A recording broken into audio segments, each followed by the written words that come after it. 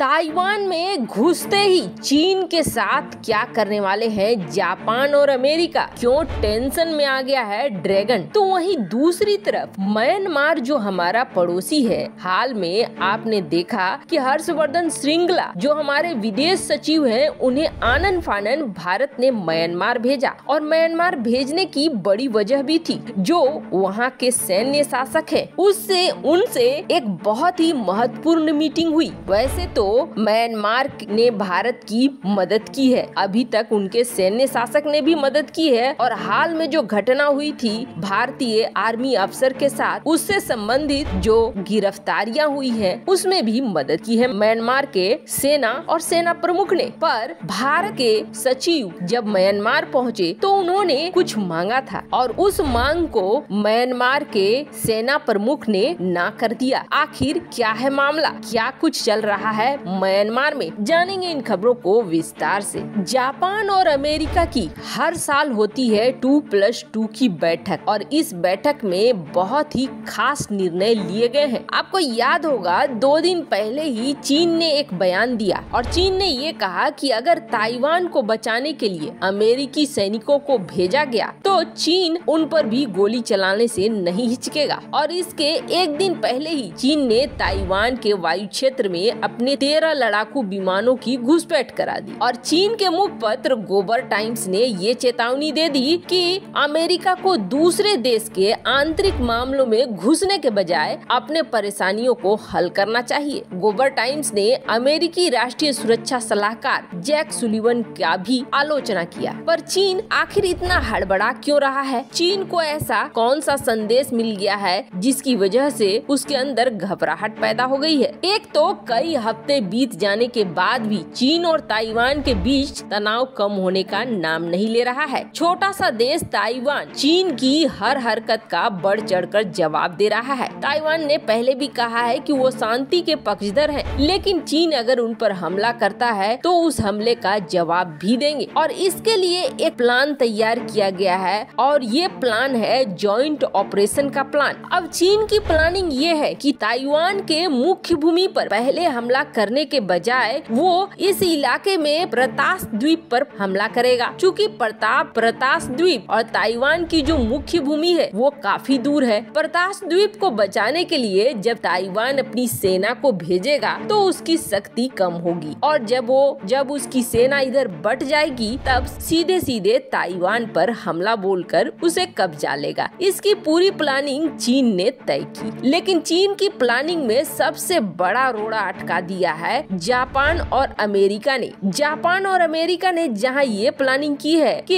एक जापान के बेस में जो खड़ा है जंगी बेड़ा, वो मदद करने के लिए आगे बढ़ेगा ताइवान की, तो वहीं गुआम एयरवेज से भी अमेरिका प्रतास आइलैंड को मदद पहुंचाने के लिए पहुंचेगा। दोनों के जो ड्राफ्ट प्लान है उसके अनुसार जापान गोला बारूद की कमी नहीं होने देगा ताइवान को, तो वहीं ईंधन की भी आपूर्ति करेगा। जो जरूरी चीजें हैं उसके लिए सैन्य मदद करेगा जापान, तो अमेरिका अपने सैनिकों के साथ साथ अपने हथियारों की मदद देगा। अब इस ड्राफ्ट प्लान के बाद चीन की टेंशन बढ़ी है कि फिलहाल चीन का प्लान फेल होता हुआ दिख रहा है। यही वजह है कि जापान के पीएम खुलेआम ये कह रहे हैं कि वो ताइवान का समर्थन करेंगे अगर चीन इधर बढ़ता है तो, क्योंकि जापान इस बात को बहुत अच्छे से जानता है कि अगर एक बार ताइवान टारगेट बन गया तो उसके बाद नंबर आएगा जापान का, और जापान से उलझने के लिए चीन मौका ढूंढ रहा है। वैसे आपको बता दें, चीन और जापान के बीच एक बहुत ही पुरानी दुश्मनी है, जिसमें जापान ने 3 से 4 लाख चीनियों को मार दिया था, और इस घटना को चीन कभी नहीं भूलता है, बल्कि हर साल अपने लोगों को याद दिलाने के लिए सीसीपी इसका जयंती मनाती है। खैर, जहां ये प्लान है चीन को काउंटर करने के लिए जापान और अमेरिका का, तो वहीं दूसरी तरफ भारत से लगता हुआ ये देश म्यांमार बेहद जरूरी है भारत के लिए। आपको याद होगा म्यांमार के विद्रोही गुटों पर हमला करने के लिए भारत ने एयर स्ट्राइक किया था। वैसे आपको बता दें, म्यांमार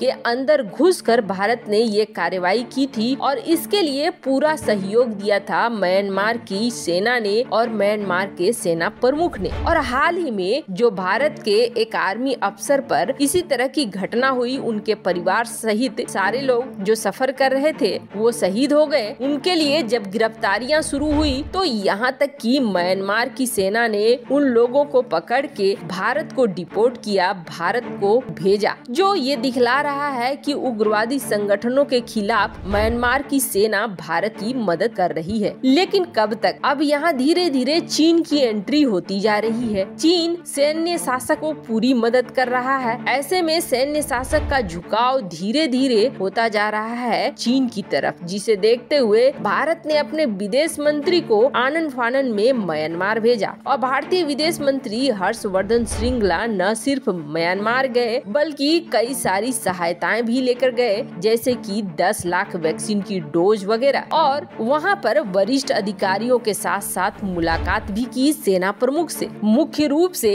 हर्षवर्धन श्रृंगला और सेना प्रमुख की बातचीत की वजह रही द्विपक्षीय सुरक्षा। जो म्यांमार से लगते सीमा पर विद्रोही गुट है और जिन्हें चीन का पूरा समर्थन मिलता है, उसे रोकने के लिए ही ज्यादा देर तक बातें चली। वैसे आपको बता दें, हर्षवर्धन श्रृंगला 2020 में भी म्यांमार पहुंचे थे और जब ये म्यांमार पहुंचे थे तो उस समय वो वहां की शासक आंग सू से भी मिले थे, पर इस बार सैन्य अधिकारियों और सेना प्रमुख से ही बातचीत हो पाई। जिसके बाद भारतीय विदेश सचिव हर्षवर्धन श्रृंगला ने मांग रखी कि उन्हें आंग सू से मिलने दिया जाए, पर ये रिक्वेस्ट बहुत ही गहन चिंतन के बाद उन लोगों ने मना कर दिया। उन्होंने कहा कि नहीं, हम आपको उनसे मिलने नहीं दे सकते हैं, उनसे सिर्फ उनके वकीलों को ही मिलने की अनुमति है, बाकी न तो उनके घर के सदस्य मिल सकते हैं और न ही कोई विदेशी सदस्य मिल सकते हैं। वैसे आपको बता दें, जो पूर्व शासक थी